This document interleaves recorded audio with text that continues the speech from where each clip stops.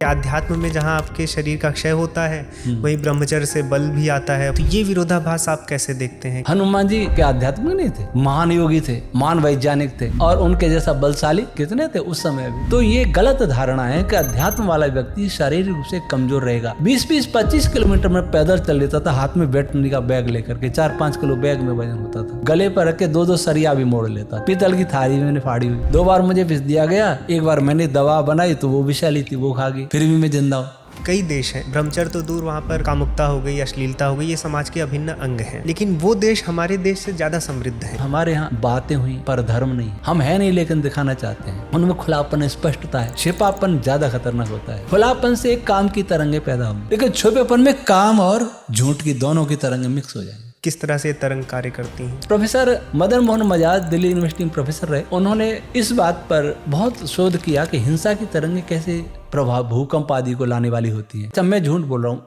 मेरे झूठ से सूर्य पर क्या प्रभाव पड़ेगा, चंद्रमा पर क्या प्रभाव पड़ेगा प्रभाव। झूठ बोलने से सारा मनस्तत्व डिस्टर्ब होता है और उसी में सूर्य भी है, तो सूर्य भी प्रभावित होगा। स्विट्जरलैंड बहुत साफ देश है, फ्रांस बहुत साफ देश है, लेकिन वहाँ कैंसर की रोगी भारत से ज्यादा क्यों है? स्पेस का प्रदूषण, उसके आगे मनस्तत्व का प्रदूषण, ये सबसे खतरनाक प्रदूषण होता है। यदि हम ये मानते हैं कि ईश्वर सर्वज्ञ है, इस बात से क्यों पीछे हट जाते हैं कि ईश्वर अवतार लेकर नहीं आ सकते? अगर रावण को मारने के लिए ब्रह्मांड का रचयिता आता है तो ब्रह्मांड की रचयिता की शोभा बढ़ी या रावण की शोभा बढ़ी? अगर मेरे कुत्ते को मारने के लिए शेर आता है तो कुत्ते की महिमा बढ़ेगी कि शेर की? बताइए। ब्रह्मचर्य के लिए हमारे युवाओं को 1-2 उपाय बताएं। संसार में सबसे कठिन कोई काम है तो ब्रह्मचर्य का पालन है। सत्य का पालन उतना कठिन नहीं, ब्रह्मचर्य का पालन सबसे कठिन, क्योंकि काम को उत्तेजित करने वाले हार्मोन शरीर में होते हैं, झूठ को प्रेरित करने वाले हार्मोन्स नहीं होते शरीर में। बागेश्वर धाम के धीरेन्द्र जी हैं, जो उनके पास कुछ सिद्धियां वो बताते हैं, तो क्या आपको लगता है कि ऐसी सिद्धियां उनके पास होंगी या ऐसी सिद्धियां आज के समय में कुछ लोगों के पास हैं?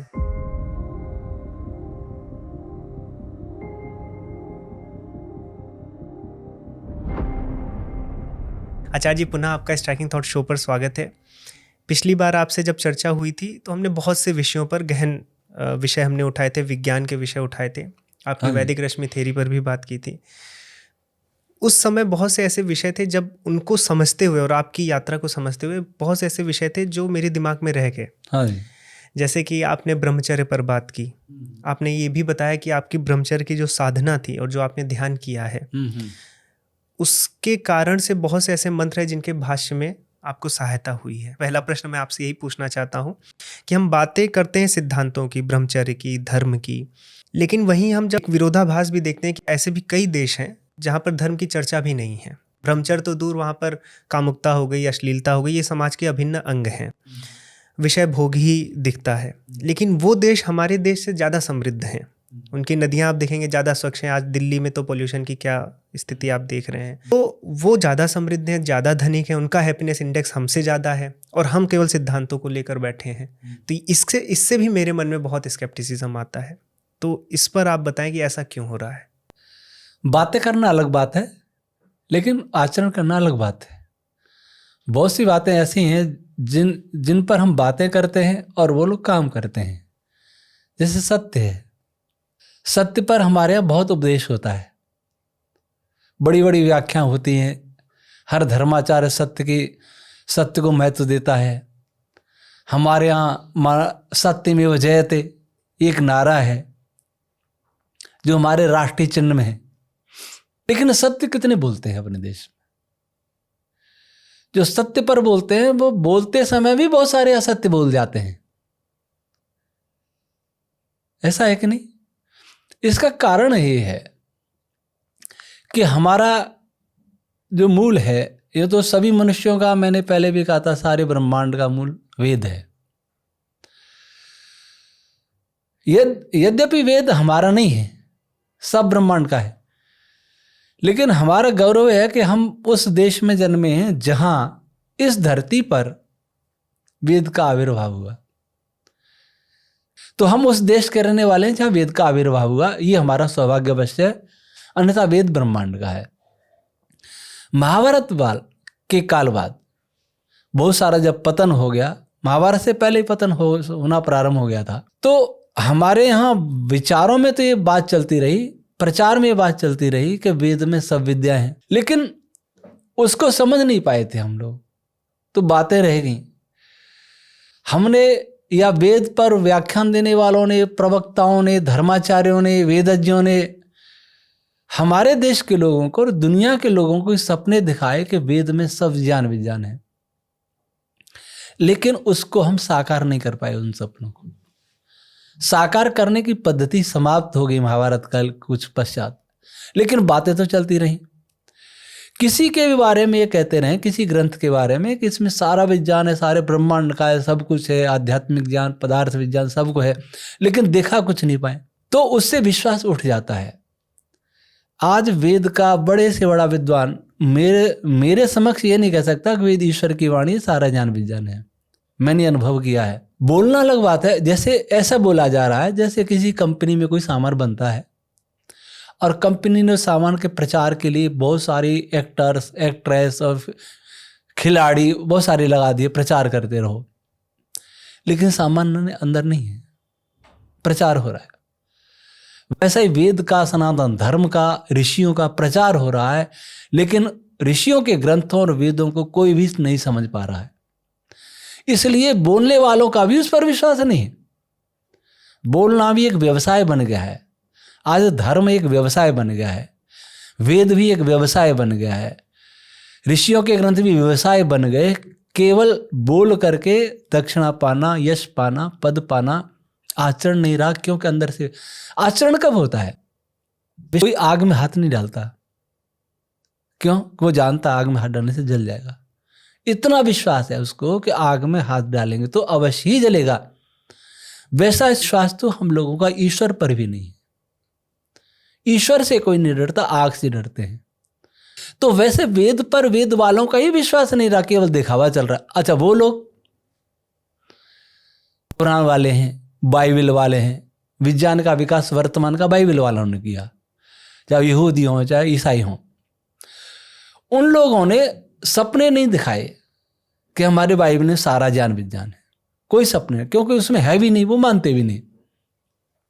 उन्होंने ये भी सपने नहीं दिखाए कि हम, वेद वालों ने कहा कि वेद ईश्वर की वाणी है और सृष्टि के आदि से ही चला आ रहा है। बाइबल ने ऐसा दावा नहीं किया, कुरान ने ऐसा दावा नहीं किया, और किसी ग्रंथ ने ऐसा दावा नहीं किया, हमने दावा किया। उस दावे को हम सत्य सिद्ध नहीं कर पाए अब तक, लेकिन उन्होंने दावा किया ही नहीं। उन्होंने क्या कहा? इससे मुक्ति मिल जाएगी, स्वर्ग मिल जाएगा, जन्नत मिल जाएगा, ये उन्होंने दावा किया। वो किसी ने देखा नहीं। स्वर्ग कहाँ है, नरक कहाँ है, जन्नत क्या है, दोजख क्या, वो किसी ने देखा नहीं। हमारे यहाँ भी मुक्ति किसी ने नहीं देखी। तो जो चीज़ नहीं देखी जाती है उस पर तो विश्वास हो सकता है, क्योंकि देखी नहीं, प्रूव नहीं है, कोई प्रूफ नहीं है उसका, हम प्रूव करने की जरूरत भी नहीं है, होता भी नहीं है। तो उस पर तो विश्वास हो गया, हमारा हिंदुओं का भी हो गया और वहाँ भी हो गया। अब देखिए इसके कारण क्या हुआ। दूसरी बात क्या है, वे ग्रंथ हैं वो एक सिंपल भाषा में है, उस भाषा में जो उस ग्रंथ लिखने से पहले धरती पर थी, उनके देश में थी। कुरान के बनने से पहले अरबी भाषा थी, बाइबल के बनने से पहले बाइबल की भाषा थी, लेकिन वेद की भाषा वेद से पहले नहीं थी। वेद से भाषा का प्रारंभ हुआ है, ऐसा भी वो दावा नहीं करते, हम करते हैं दावा। तो हमारे यहाँ उनके जब भाषा, बोलचाल की भाषा में वो ग्रंथ लिखे गए, तो बोलचाल की भाषा सांकेतिक भाषा नहीं होती, स्पष्ट भाषा होती है। हमारी भाषा सांकेतिक थी, इसलिए सांकेतिक कि एक शब्द के अनेक अर्थ होकर के बहुत सारा अर्थ प्रकाशित हो जाए, कहना कम पड़े और अर्थ निकालने वाला बहुत ज़्यादा निकाल ले, नहीं तो बहुत बड़ा ग्रंथ हो जाता वेद। इसलिए इनके कुछ तो गलत अर्थ हो गए, जो सारी बुराइयां हमने अपने ग्रंथ में आरोपित कर दी। ऐसी बुराइयां जिनको हम खुल के नहीं कह सकते थे, लेकिन अंदर से ऐसा मानते रहे। इसलिए आपने देखा होगा बड़े बड़े साधु भ्रष्ट हो जाते हैं, बहुत सारे, किसी के कारनामे सामने आते हैं, किसी के नहीं भी आते हैं। तो बाहर से हम मुक्ति की बात करते रहे, वेद की बात करते रहे, सनातन धर्म की बात करते रहे, लेकिन अंदर से न मुक्ति पर विश्वास है, न वेद पर विश्वास है, न सनातन धर्म पर विश्वास है। और ये विश्वास तो है नहीं कि वेद में सब विद्या है। इसलिए उन्होंने अपने पुरुषार्थ से किया। अमेरिका का, जापान का, यूरोप का व्यक्ति जो काम करता ईमानदारी से, भारत का नहीं करता। जो आप कह रहे हैं कि वहाँ की नदियाँ स्वच्छ है, उनके पुरुषार्थ से स्वच्छ है, धर्म का उसमें कोई लेना देना नहीं। हमारे यहाँ हर चीज धर्म से जुड़ी और धर्म स्पष्ट है नहीं। प्रचार बहुत है, भीड़ लग जाएगी करोड़ों की, लेकिन धर्म स्पष्ट नहीं है, धर्म की व्याख्या स्पष्ट नहीं है, धर्म ग्रंथ स्पष्ट नहीं है, इसलिए हम कुछ कर नहीं पाए, अंधविश्वासों में बह गए, अकर्मण्य हो गए। फिर हमारे ये भी तो होगा ना, अजगर करें चाकरी, पंछी करें काम, दास मलुका कह गए सबके दादा राम, पुरुषार्थहीन हो गए हम।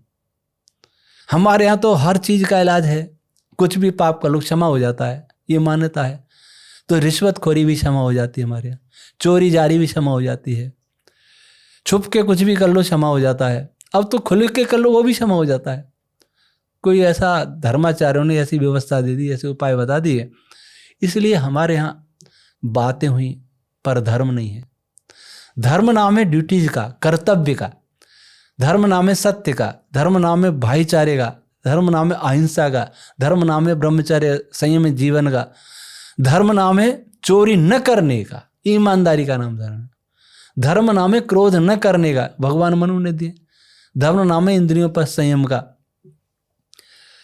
तो हम लोग धर्म की बातें करते रहे पर नहीं कर पाए। ब्रह्मचर्य की जो बात है, तो भाषण बहुत होते हैं पर ब्रह्मचर्य का पालन बहुत कठिन होता है। संसार में सबसे कठिन कोई काम है तो ब्रह्मचर्य का पालन है। सत्य का पालन उतना कठिन नहीं, अहिंसा का पालन, ब्रह्मचर्य का पालन सबसे कठिन, क्योंकि काम को उत्तेजित करने वाले हार्मोन शरीर में होते हैं, झूठ को प्रेरित करने वाले हार्मोन्स नहीं होते शरीर में। तो हमारा भोजन भी ठीक नहीं है, हम विचारों से प्रभावित होते हैं, पठन पाठन से प्रभावित होते हैं, भोजन से प्रभावित होते हैं। वो लोग हैं कामी हैं, लेकिन उनमें खुलापन स्पष्टता है। खुलेपन में और छिपेपन में दो दोष आते हैं। छिपापन ज्यादा खतरनाक होता है। क्यों? खुलापन से एक काम की तरंगें पैदा होंगी, लेकिन छुपेपन में काम और झूठ की दोनों की तरंगें मिक्स हो जाएंगी। हम है नहीं लेकिन दिखाना चाहते हैं, तो काम की तरंगें तो मन से उठ रही हैं, दिखा नहीं रहे हम, ये बात है। उसके बाद झूठ की तरंगें और पैदा हो गई साथ में, इसलिए हम उनसे गिरते जा रहे हैं। इसका वास्तविक कारण है हमने धर्म को नहीं समझा। धर्म और झूठ में हम कोई संबंध नहीं मानते। हम झूठ बोल रहे हैं तो हमारे भगवान भी झूठ बोलते थे, ऐसा भी तो कहते थे, भगवान भी झूठ बोल लेते, भगवान भी चोरी कर लेते। इसलिए जब कोई कहता है कि हम धर्म प्रधान देश के रहने वाले हैं तो मुझे बहुत लज्जा आती है। चोर चोरी करने जाता है, मंदिर में पहले दर्शन करके मनोकामना लेके जाता है कि हमारी कामना पूरी हो जाए, हम चोरी करने में सफल हो जाए। कहाँ धर्म? पाप करेंगे फिर गंगा में स्नान कर लेंगे, पाप छुड़ाने गए थे, धर्म कहाँ है? धर्म तो इन अंधविश्वासों से धर्म खत्म हो गया। अगर हमें कपड़े धोने का साबुन नहीं दिया जाए, पानी भी नहीं हो, तो कपड़े को हम बहुत सावधानी से रखेंगे, गंदा नहीं हो। और हमारे कपड़े धोने वाला भी है, हमें धोने भी नहीं है, तो फिर ध्यान नहीं रखेंगे, गंदा कितना ही होता रहे। वैसे हमारे पास बहुत साबुन दे रखे हमारे तथाकथित धर्माचार्यों ने। भागवत कथा सुन लेंगे तो सारे पाप दूर हो जाएंगे, गंगा स्नान कर लेंगे तो पाप दूर हो जाएंगे, ये काम कर लोगे तो पाप, राम नाम के कान में नाम राम नाम का पड़ जाए तो पाप दूर हो जाएंगे। तो पाप करने से क्यों नहीं बचेंगे? कितने साबुन दे रखे, राम जी का नाम, गायत्री मंत्र, यज्ञ, संध्या, गंगा स्नान, पीपल की पूजा, तुलसी की पूजा, इतने सारे साबुन दे रखे, फिर कपड़ा गंदा करने में क्यों कमी रखेंगे? धर्म प्रधान देश था, लेकिन अब नहीं रहा। खाली झंडा लेने से धर्म नहीं बचेगा, नारे लगाने से धर्म नहीं बचेगा। धर्म बचेगा अपना जीवन बदलने से, और जीवन जब बदलेगा जब हमें किसी बात पर विश्वास हो, वेद पर विश्वास हो, ईश्वर पर विश्वास हो। ईश्वर तो मंदिरों में है, मंदिरों के बाहर तो ईश्वर मानते ही नहीं है। मंदिर में कहते चलो झूठ, चलो सौगंध खानी है, चलो मंदिर में जाके सौगंध खाओ। मतलब मंदिर में ईश्वर है, बाहर नहीं है, तो फिर वो कैसे पाप नहीं करेगा? वो अपने देश के प्रति समर्पित होकर काम करते, इसलिए आगे बढ़ रहे हैं। धर्म अलग गया, लेकिन उनके लिए देश है, और हमारे लिए देश कुछ नहीं है। हमारे लिए देश भी नारों में हो गया है। जितना नारे यहां लगते हैं उतने नारे मुझे नहीं लगता कहीं और लगते होंगे, चाहे देशभक्ति के नारे, चाहे धर्म के नारे। तुम नारे वाले देश में रह के, पर्व बहुत हैं, लेकिन पर्व भी विलासता में चले जाते हैं और बहुत सारे उसमें पाप कर्म हो जाते हैं पर्वों में, होते वो धार्मिक पर्व है। उसका कारण है कि अंदर से विश्वास नहीं, और वो उन्हें अंदर से धर्म पर विश्वास है कि नहीं, पर यह विश्वास है कि हमें देश को आगे बढ़ाना है, इसलिए हमें देश के प्रति ईमानदार रहना चाहिए। चूंकि उनमें जो ब्रह्मचर्य का पालन नहीं करना है या फिर कामुकता अश्लीलता है, वो उसको छिपा नहीं रहे हैं। छिपा नहीं रहे, हम करते हैं लेकिन हम छिपा रहे हैं। तो हमारे साथ क्या है, दो तरह से गर्त में जा रहे हैं। हाँ, दो तरह जा रहे तो उसमें आप तरंगों की बात कर रहे थे कि वो जो काम की तरंगे हैं और झूठ की तरंगे हैं, किस तरह से तरंग कार्य करती हैं। देखिए, व्यक्ति को झूठ जब कोई व्यक्ति बोलता है, अपराधी का जब टेस्ट किया जाता है तो झूठ कैसे पकड़ा जाता है, मशीन कैसे पकड़ती है। आदमी झूठ बोलेगा तो वो मशीन प्रभावित हो रही है। कौन सा पॉलीग्राफ टेस्ट होता है ना, कौन सा टेस्ट होता है, इसका अर्थ है कि मेरे विचार से कोई यंत्र प्रभावित होता है, मेरे विचार से, विचार मात्र से। और झूठ बोलते समय मेरे अंदर भी घबराहट होती है, तो ये यंत्र भी प्रभावित होता है झूठ बोलने से। इसका अर्थ विचारों का प्रभाव जड़ पर भी होता है, चेतन पर होता ही है, जड़ पर भी होता है। जब ये यंत्र प्रभावित हो रहा है झूठ बोलने से, और ये यंत्र प्रभावित हो रहा है झूठ बोलने से, मान लो ये झूठ पकड़ने वाली मशीन होती है, इसका अर्थ है कि झूठ का प्रभाव जड़ चेतन दोनों पर हो रहा है, तो सारे ब्रह्मांड पर होता है। और इसकी गति बहुत तेज होती है, प्रकाश की गति तो कुछ भी नहीं है। झूठ बोलने से सारा मनस्तत्व डिस्टर्ब होता है, जो समष्टि मनस्तत्व है ब्रह्मांड का, वो सारा डिस्टर्ब होता है, कंपन होता है, वाइब्रेशन होता है उसमें। आज जो पर्यावरण की समस्या है, लोग पर्यावरण को केवल जलवायु और भूमि तक ही जानते हैं। स्पेस का प्रदूषण, उसके आगे मनस्तत्व का प्रदूषण, ये सबसे खतरनाक प्रदूषण होता है, जो जितना सूक्ष्म होता है, भूमि से जल का, जल से वायु का, और वायु से स्पेस का, स्पेस से मनस्तत्व का, क्योंकि वो बेस है, मनस्तत्व बेस है। इनका बेस भले ही आकाश मान लें, लेकिन आकाश का बेस मनस्तत्व है। तो झूठ की तरंगें, काम की तरंगें, ईर्ष्या की तरंगें, क्रोध की तरंगें, शोक की तरंगें, दर्द की तरंगें, हिंसा की, क्रूरता की तरंगें, ये सारे मनस्तत्व को प्रभावित कर रही हैं। और उसके कारण जितने भी प्राकृतिक आपदा आ रही हैं, पर्यावरण जो संकट हो रहा है, उसमें उनका ज़्यादा रोल है इनके अपेक्षा, जो आज हम देख रहे हैं। ये तरंग, एक तो ये लिखते हैं, ये अपन सोचते हैं कि वो साफ रहते हैं, इसमें भी हमें दो तरह से विचारना पड़ेगा। एक तो सफाई हम देखते हैं भूमि की, जैसे हमारे यहाँ सफाई, दिल्ली में डीजल पेट्रोल की गाड़ी बंद हुई तो सीएनजी आई। कुछ प्रदूषण ऐसा होता है जो दिखता नहीं है, कुछ प्रदूषण ऐसा होता है जो दिख जाता है। भूमि पर कचरा होगा, दिख जाएगा, हम कहीं गंदा है। पानी का कचरा नहीं दिखेगा, अगर सूक्ष्म कचरा है तो। जैसे कोई हानिकारक मिनरल्स होंगे, माना आर्सेनिक है उसमें, तो नहीं दिखेगा हमें, वो टेस्ट करने से मालूम पड़ेगा। हवा का प्रदूषण हमको आंखों से तब दिखता है जब बहुत ज़्यादा होता है, बाकी तो दिखता नहीं है। और धुआं दिख जाएगा, लेकिन सीएनजी का धुआं नहीं दिखेगा, सीएनजी से गैस निकले वो नहीं दिखेंगी। सीएनजी की गैस डीजल पेट्रोल से ज़्यादा खतरनाक है। CISR भारत की जो संस्था है, उसी ने कहा है।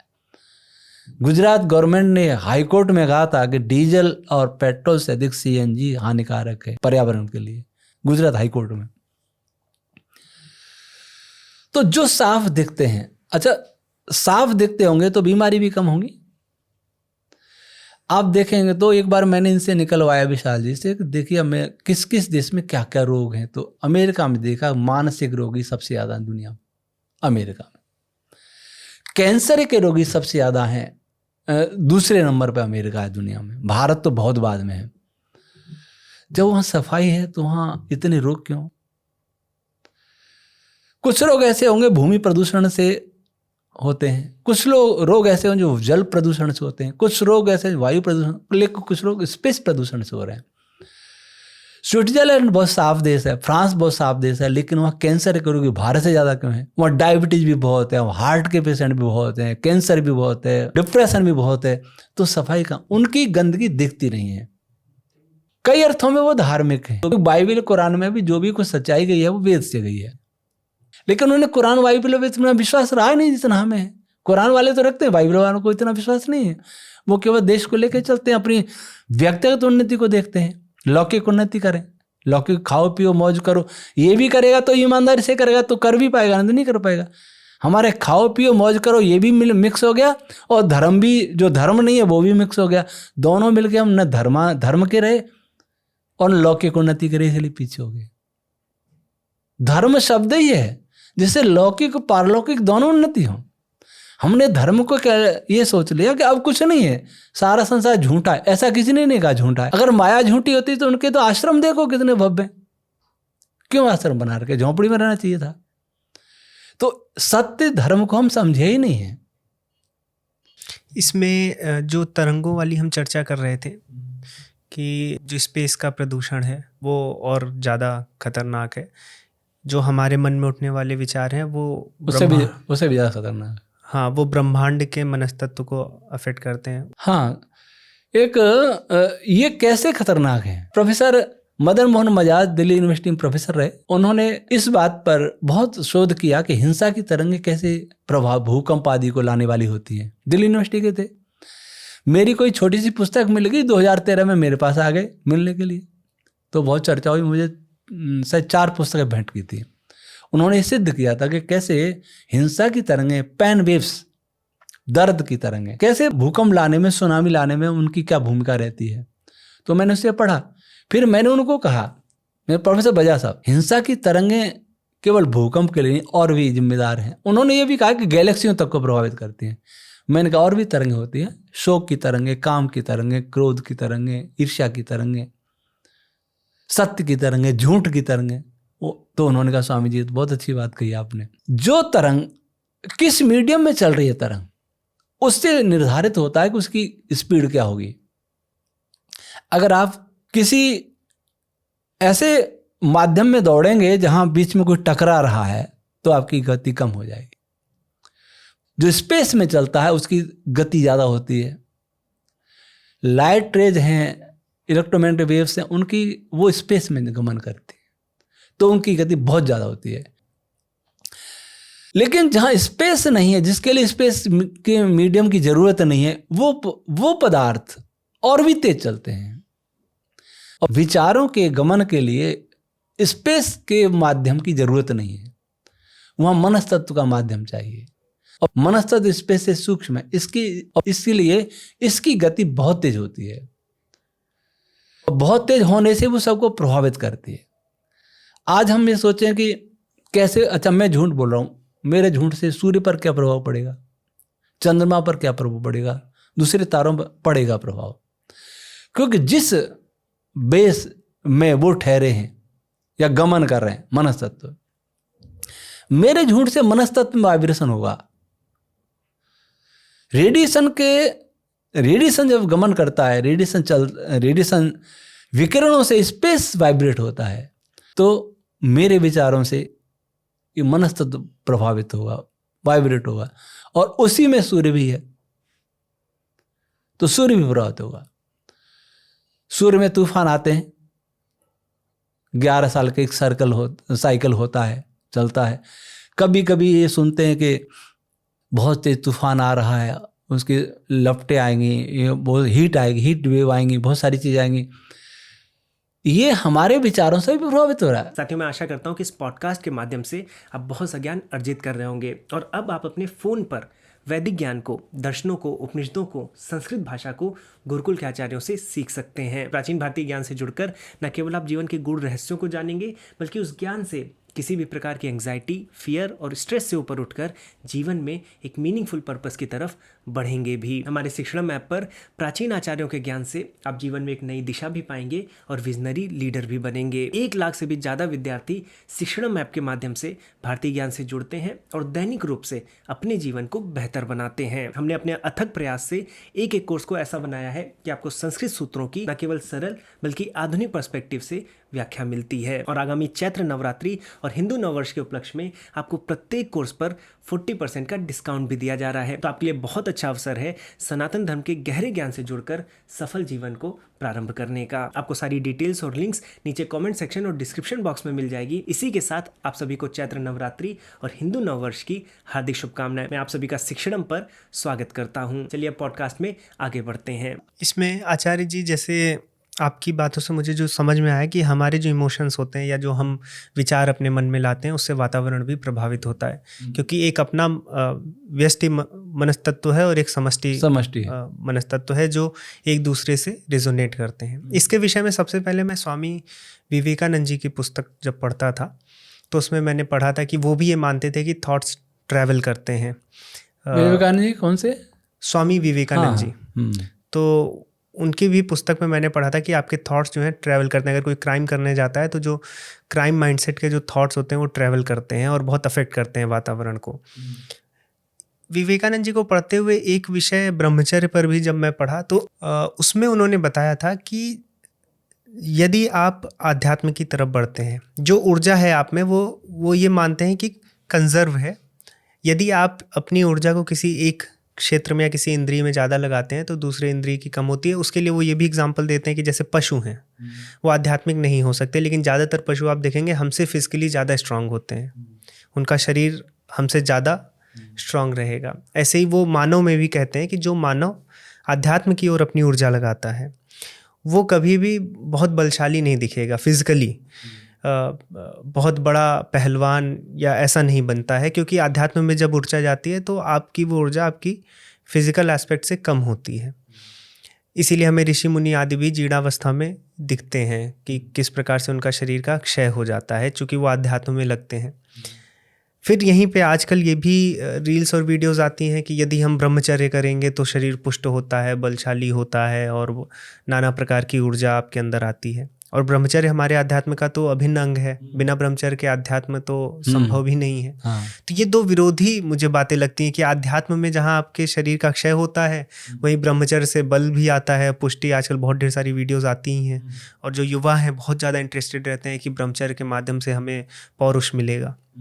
तो ये विरोधाभास आप कैसे देखते हैं कि कहाँ कौन सा सिद्धांत इसमें सही बैठता है? स्वामी विवेकानंद जी का ये विचार उचित नहीं है, सत्य नहीं है, वेद अनुकूल भी नहीं है, इतिहास के प्रमाणों के अनुकूल भी नहीं है। अगर हम इतिहास में जाएं तो यहाँ से शुरू करते हैं ऋषि दयानंद से। जी, ऋषि दयानंद महान योगी भी थे और बहुत बलशाली भी थे, और उनकी जीवनी पढ़ेंगे तो बहुत बलशाली थे। वो उनकी घटनाएं शायद आपने पढ़ी भी होंगी। उनके जब अंत्येष्टि के लिए ले गए थे तो 16 व्यक्तियों ने उनके शव कंधा लगाया था, इतना वजन था उनके अंदर शरीर में। राव करण सिंह की तलवार को एक हाथ से तोड़ करके एक हाथ से उनको राव करण सिंह को पकड़ लिया था। और बड़े बड़े पहलवान आए कि आपके पैर दबाना चाहते हैं, उन्होंने कहा नहीं, हमारे तो दबे दबाए हैं। कहना महाराज जी हमें सेवा का अवसर दो, तो उनके पैर दबाए तो उनसे पैर दबे नहीं बिल्कुल भी। एक तो ये प्रमाण।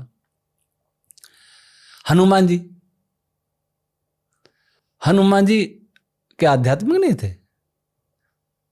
महान योगी थे, महान वैज्ञानिक थे, और उनके जैसा बलशाली कितने थे उस समय भी। अब तो क्या कहें, उस समय भी हनुमान जी जैसे शक्तिशाली कुछ ही लोग होंगे धरती पर। भगवान कृष्ण जी बहुत बलशाली थे, भगवान श्री राम जी बहुत बलशाली थे, ये सारे बड़े बलशाली लोग थे। तो ये गलत धारणा है कि अध्यात्म वाला व्यक्ति शारीरिक रूप से कमजोर रहेगा। कमजोर कौन रहेगा? जैसे किसी ने सोच लिया कि क्या करना, खा के कम से कम खावें और अपना भगवान का भजन करें, तो वो तो कमजोर हो जाएगा। अध्यात्म से तो ऊर्जा मिलती है। योग दर्शन में विभूति पाद में एक विभूति है, एक सूत्र है। वो सूत्र कहता है कि हाथी का बल प्राप्त करता है, ऐसी भी मतलब बल बढ़ता है। अध्यात्म से बल घटता नहीं, बढ़ता है। अध्यात्म बल कम कब होता है? जब वो खाना पीना बंद कर दे, जीने की इच्छा नहीं रहे, जीने का मोह नहीं रहे, कब तो ठीक है। जैसे जैन संथारा नहीं करते, खाना पीना छोड़ देंगे, धीरे धीरे क्षीण हो जाएगा। ऐसा कोई ऋषि तपस्या कर रहा है, उसका तो बल घटेगा। लेकिन वो बिना तपस्या वाला अगर न छोड़ दे तो वो जल्दी मरेगा, अध्यात्म वाला देर से मरेगा। ये भी है, उसमें ऊर्जा रहेगी। ऊर्जा ईश्वर से प्राप्त करते हैं, वो ऊर्जा सूर्य से भी प्राप्त कर लेते हैं, उनको खाने पीने की जरूरत भी नहीं रहती। तो उस समय उन्हें बल भी कम होता है। लेकिन व्यवस्थित उनकी दिनचर्या, व्यवस्थित खान पान है, तो अध्यात्म व्यक्ति में ज्यादा बल होगा। और ब्रह्मचर्य का अर्थ है कि मन में भी विचार ना आवे। अगर मन विचारों में डूबा रहता है और बलपूर्वक पालन करेंगे तो वो ब्रह्मचर्य का पालन नहीं है। वो मन वचन कर्म की एकता अनिवार्य है, इसलिए मन पर भी कंट्रोल करना बहुत आवश्यक है। तो निश्चित रूप से मैंने अपने ऊपर ही परीक्षण किया है। जब मैं बचपन में था तो दुर्भाग्य से, प्रारब्ध से मैं जन्म से बीमार रहता था। अच्छा। हाँ, मेरे माता पिताजी ने बताया। और आपको आश्चर्य होगा कि 16-17 साल की उम्र तक तो मैं कभी सर्दियों में तो स्नान कर ही नहीं पाता था, रविवार को छोड़ करके। दिन में दोपहर को गर्म पानी में अजवाइन ऐसे नहाता था। आज मैं 63 साल में चल रहा है, ठंडे पानी से नहाता हूँ, सर्दी में भी ना ठंडे पानी से। तब तो मेरे लिए सपना था कि ताजा से नहा लूँ, ये मेरा स्वप्न होता था। ब्रह्मचर्य के बारे में कोई बताता नहीं, तो कोई दोष भी थे। जैसे ही पता लगा, एक पुस्तक पढ़ी, तब से मैंने भोजन एकदम बदल दिया, पूर्ण सात्विक भोजन। और उसके 2-3 साल में इतना परिवर्तन हो गया मेरा कि मैं रेगिस्तान में सर्विस की मैंने, राजस्थान में सांचौर जिला बन गया। पहले तहसील थी, जालौर जिला था पहले। 20-25 किलोमीटर में पैदल चल लेता था। हाथ में वेटनरी सर्विस की थी, वेटनरी का बैग लेकर के 4-5 किलो बैग में वजन होता था। 1.5 घंटे भारी व्यायाम करता था, खूब प्राणायाम करता था। और यहाँ गले पर रख के 2-2 सरिया भी मोड़ लेता था, जो सरिया लेंटर में लगती है वो सरिया। पीतल की थाली मैंने फाड़ी हुई। एक ब्रह्मचारी को देखा, मैंने भी कोशिश करके देखी, तो मैंने स्वयं अनुभव किया मैं किसी दूसरे की कैसे बात करूं। जो मुझे उस समय रोग थे वो आज रोग नहीं है। रोग तो जैसे मुझे अस्थमा है, अस्थमा आयु के साथ बढ़ता है। कोई भी डॉक्टर मुझे देख के आश्चर्यचकित होता है कि आप कह रहे हैं कि 16 साल में नहीं, 19 साल में मुझे अस्थमा हुआ, आज 63 साल में अस्थमा में तो चला गया होता अब तक। और 3 बार मुझे विष खा लिया। 2 बार मुझे विष दिया गया, पिछले अगस्त में दिया गया साइनाइड, आर्सेनिक। उससे पहले विष दिया गया। एक बार मैंने दवा बनाई तो वो विषैली थी, वो खा गई, फिर भी मैं जिंदा हूँ। इतना काम भी कर लिया। मैं उसको संयमित जीवन, संयमित भोजन और अध्यात्म, खुले स्पष्ट विचार, ये स्वास्थ्य का बहुत बड़ा आधार होते हैं। आहार, निद्रा और ब्रह्मचर्य 3 आयुर्वेद में। मैं चौथा और जोड़ूंगा, स्पष्ट विचार, सत्य विचार। विचारों में अगर स्पष्टता नहीं है तो वो भी स्वास्थ्य के लिए अच्छा नहीं है। विचार स्पष्ट होने चाहिए, मार्ग सरल होना चाहिए जीने का, संदेह नहीं होने चाहिए। मेरा रास्ता स्पष्ट है, और ये स्पष्ट रास्ते ब्रह्मचर्य के पालन में, स्पष्ट रास्ते बहुत सहायक होते हैं। आकर्षण कभी किए नहीं, आकर्षण से प्रभावित होता नहीं।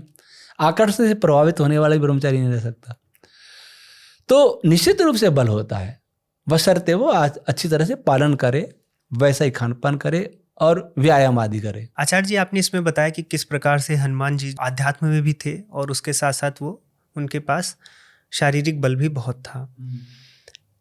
और अभी विभूतिपात की भी बात हुई है। यदि आप विभूतिपात को पढ़ेंगे योग दर्शन में, तो कई प्रकार के चीज़ों पर संयम करने से अलग अलग प्रकार के बल आदि प्राप्त होते हैं। तो इसमें ऐसा माना ही जाता है कि हनुमान जी जो थे उनके पास अष्टसिद्धियाँ थीं, चूँकि वो योगी थे बड़े, उसमें अणिमा आदि बताई जाती हैं। तो क्या ये इन सिद्धियों पर आप विश्वास करते हो? क्योंकि आपने भी बताया कि ध्यान आदि करने से आपको बहुत सी चीज़ें परिलक्षित स्वयं हो जाती थी। इनमें मैं इसलिए प्रश्न कर रहा हूँ क्योंकि हम पतंजलि जी की सारी बातों को तो मानते हैं, लेकिन विभूतिपाद में कुछ बातें आती हैं जहाँ पर आचार्यों को थोड़ा सा मतभेद हो जाता है कि शायद ये आध्यात्मिक स्तर की बातें हैं, ये भौतिक स्तर की बातें नहीं हैं, ऐसा नहीं होता होगा। लेकिन फिर आज ऐसे भी हम समाज में देखते हैं, जैसे अभी बागेश्वर धाम के धीरेन्द्र जी हैं जो उनके पास कुछ सिद्धियाँ वो बताते हैं। तो क्या आपको लगता है कि ऐसी सिद्धियाँ उनके पास होंगी, या ऐसी सिद्धियाँ आज के समय में कुछ लोगों के पास हैं? किसके पास है किसके पास नहीं, ये तो मैं नहीं कह सकता, लेकिन जिसके पास है सिद्धि, उसके जीवन शैली से, उसके खान पान से, उसकी बोलचाल से प्रकट हो जाएगा कि वो योगी है कि वो नहीं है। योगी प्रचार नहीं करता, योगी दिखावा नहीं करता। जो दिखावा करता है वो योगी है ही नहीं, वो झूठ बोल रहा है। कोई किसी की बात मनोविज्ञान से जान ले वो अलग बात है, वो योग नहीं है। लेकिन योगी जो सिद्धि वाला योगी है उसका संसार से कोई आकर्षण नहीं होगा, पूर्ण अध्यात्मवादी होगा वो। और ऐसा योगी मुझे वर्तमान में मैं तो नहीं सुना किसी ऐसे योगी के बारे में जो इस सिद्धियों को प्राप्त है। ऐसे तो जादूगर बहुत जादूगरी दिखाते हैं, वो जादूगरी अलग चीज है, मनोविज्ञान अलग चीज है, लेकिन योग अलग है। योग यम और नियमों पे टिका हुआ है। यम नियम नहीं है तो योगी हो ही नहीं सकता। और बहुत सारी सिद्धियां होती हैं वो प्राण विद्या पर, सिद्धियां प्राण पर नियंत्रण से होती हैं, विशेषकर मन और प्राण से नियंत्रित होती हैं। जैसे राक्षस लोग थे, वो भी आकाश में गमन कर लेते थे, तो उनका प्राण की बड़ी साधना होती थी। राक्षस लोग अधर्मी पापियों ये आवश्यक नहीं है, राक्षस तो एक वर्ग विशेष था।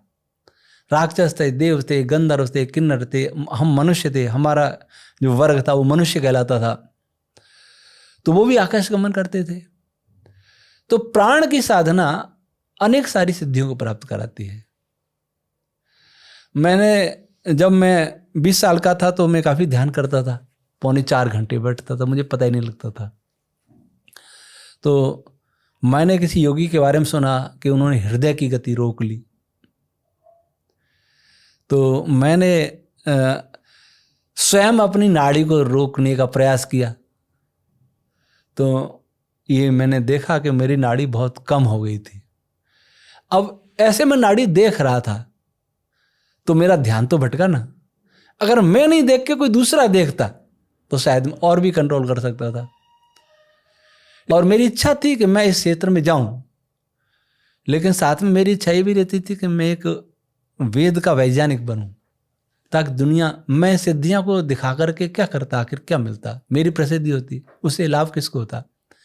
एक तो होता लोग विश्वास करते सिद्धियों पर, लेकिन मैं चाहता था मूल पर विश्वास करें पहले, वेद। भाई सिद्धियों को तो पाकर के आदमी भटक जाता है। दूसरी बात यह है कि जो सिद्धियों में लग जाता है वो ईश्वर प्राप्त कभी नहीं कर सकता। सिद्धियां तो एक मार्ग में, जैसे किसी रास्ते में जा रहे हैं और झाड़ियां टच हो रही हैं हमारे पैरों से, झाड़ियां छूने का हमारा उद्देश्य नहीं है और इस उद्देश्य के लिए हम चल भी नहीं रहे हैं, लेकिन रास्ते हमारे तो पैरों से टकरा रही हैं। ये सिद्धियां तो पैरों से टकराने वाली एक झाड़ियां मात्र हैं।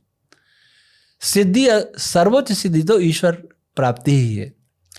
लेकिन जो ये कहते हैं कि सिद्धियां नहीं होती हैं, आज ऐसे भी हैं, आर्य समाज में भी हैं, वो इसलिए ऐसा कहते हैं कि उन्होंने योग दर्शन की गहराइयों को नहीं समझा। बिना वेद के पूर्ण विज्ञान होता ही नहीं है। अगर कोई कहे कि मैं योग दर्शन से ही योगी बन जाऊंगा, तो इसका अर्थ हुआ कि वेद का उपदेश तो ईश्वर ने बेकार दिया। क्योंकि योग के बिना, वेद के बिना योगी भी बन सकते हैं, मोक्ष भी पा सकते हैं, और वेद के बिना आधुनिक साइंस के द्वारा लौकिक ऐश्वर्य को भी प्राप्त कर सकते हैं। तो वेद की आवश्यकता क्या है? तो ये वेद विरुद्ध बातें हैं। वास्तव में सिद्धियां होती हैं, और लेकिन ये सिद्धियां लक्ष्य नहीं होती हैं सच्चे योगी का। ये तो रास्ते में आने वाली उपलब्धियां हैं, पर हैं अवश्य, सत्य हैं, और इनका एक अपना विज्ञान है। वैदिक रश्मि विज्ञान पढ़ने से इन सिद्धियों के बारे में अच्छी व्याख्या की जा सकती। पहले कुछ दिन पहले कोई आजा, जिसने मोबाइल नहीं देखा, कोई बता भी उसके बारे में ऐसे बात कर लेता, तो कौन मानेगा उसको? जो मैं नहीं कर सकता, मेरे पास भी कोई सिद्धि नहीं है, तो मैं कहता हूँ नहीं सिद्धियां होती नहीं, ऐसा नहीं। मैं नहीं करता इसका मतलब क्या है? आप भी नहीं कर सकते, कोई तो कर सकता है। कोई नहीं कर सकता तो भी हैं, पहले उन्होंने लिखी। महर्षि पतंजलि ने लिखा, महर्षि व्यास जी ने व्याख्या में लिखा, ऋषि आनंद ने जगह जगह वेदभाष्य में लिखा, राजर्षि भोजदेव ने अपनी टीका में लिखा। तो मैं उनसे बड़ा तो नहीं हो गया जो मैं कह दूंगा नहीं ये तो झूठा है, विभूति पाठ झूठा है। और फिर वैदिक रश्मि विज्ञान जब से हमने समझा, इसको जाना, इसको खोजा, तब से तो हमें कोई शंका ही नहीं। हम व्याख्या कर सकते उसका क्या था। प्राण जानते नहीं हम प्राण क्या होते हैं, प्राण का कार्य क्या होता है शरीरों में, तो हम सिद्धियों को कैसे समझेंगे? उदान का कार्य होता है किसी चीज को ऊपर उठाना, ग्रेविटेशन फोर्स के विपरीत काम करना उदान का काम है। तो उदान में अगर सिद्धि करेंगे, उदान को कंट्रोल में करेंगे तो हम ऊपर उठ सकते हैं। कंट्रोल कैसे करें वो अलग बात है, लेकिन सिद्धांत एक थ्योरी है, ये सिद्धांत है। इस सिद्धांत को नहीं समझेंगे तो विभूतियों में विश्वास नहीं होगा। उदान स्थूल चीज है, मनस तत्व तो और सूक्ष्म है, तो उसके बारे में समझेंगे तो और भी सिद्धियों पर हमें विश्वास होगा। तो बिना वेद के ये सब हो रहा है। तो आचार्य जी, जैसे आपने वैदिक रश्मि थ्योरी दी है और उसमें जब हम प्राण रश्मि आदि के बारे में समझेंगे तो आपके हिसाब से ये जो सिद्धियां हैं ये वैज्ञानिक स्तर पर भी समझी जा सकती हैं। इस विषय में तो हम आपसे फिर आगे भी बात करेंगे। मुझे अभी 2-3 बार जब आपने विष की बात की तो मुझे ये क्यूरियोसिटी आ रही है कि आपको विष देता कौन है? पहली बार तो मैंने ही कोई अपनी अस्थमी की दवाई बनाई थी। अच्छा। तो वो जहरीली बन गई। मतलब वैसे ही पुस्तक में पढ़ के बना ली, खाई तो मेरे ब्लीडिंग पाइल्स भयंकर शुरू हो गया, जो कि कभी था ही नहीं।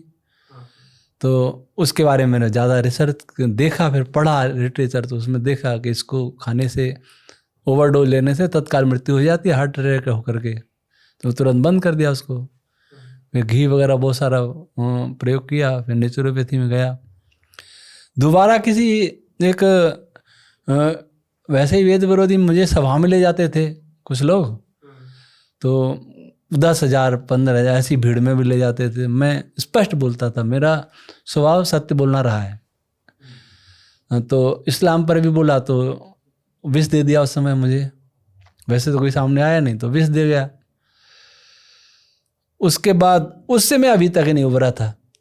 तो पिछले अगस्त 2023 में मुझे किसी विदेश से विष दे दिया दवाई कि मैं आचार्य जी आपके लिए दवाई भेज रहा हूँ, मैंने रिसर्च किया, ये वो है। तो इन्होंने हमारे विशाल ने मना भी किया था वो भारती कि गुरुजी दवाई मान लीजिए, विदेश की धरती पर बैठा कुछ दे दे। तो पहले भी घटना घट चुकी है आपके साथ, लेकिन मैं, क्योंकि मैं सत्य बोलता हूँ तो मुझे लगता है कि झूठ क्यों कोई बोलेगा। हाँ, इतना अच्छा डॉक्टर मिला है, तुम दवाई के लिए मना कर रहे हो। मैंने वो ले ली, 3 महीने की थी, 7 दिन में ही मुझे हालत खराब हो गई। तो वो आदमी कोरोना के समय में संपर्क में आया था। जब कोरोना के विरुद्ध में मेरे वीडियो बने उस समय उसने संपर्क किया और 3 साल बाद दवाई देता है वो मेरे को। तो आप समझ सकते हैं। मैंने तो संयुक्त राष्ट्र महासचिव को भी पत्र लिखा था और वो पत्र हमारी साइट पर भी है, एजेंडा 2030 समस्या समाधान। और मैंने स्पष्ट लिखा कि आपका एजेंडा है संसार को गुलाम बनाने के लिए, स्पष्ट लिखा उनको भी। तो ये स्पष्टता कई लोगों को नहीं फंसती। ऋषि दयानंद को विष क्यों दिया? कईयों ने समझा कि हमारे हितों के बाधक है ये ऋषि दयानंद, उनको विष दिया। शंकराचार्य जी को विष क्यों दिया? शंकराचार्य जी को अपने रम्मार का रोड़ा समझा कुछ लोगों ने, शंकराचार्य जी को विष दिया। गुरु गोविंद सिंह जी को विश्वासघात से मारा था नांदेड़ में जाकर के। तो क्यों? क्योंकि वो देश के लिए कुछ करना चाहते, धर्म के लिए कुछ करना, उनको मार्ग से हटाया। तो मैं भी कुछ लोगों को रोड़ा लगता हूँ आज, जबकि मैं रोड़ा हूँ नहीं। अगर वो सोचे तो मैं तो मानवता के लिए काम कर रहा हूँ, लेकिन मानवता को चाहता कौन है? आज आसुरी प्रकृति के लोग बहुत हो रहे हैं। लेकिन ये अभी तक ईश्वर साथ है तो बस तो गया, संघर्ष तो करना पड़ा। इतना इस करते करते भी इतना काम भी किया मैंने, विश्राम नहीं किया जीवन में कभी।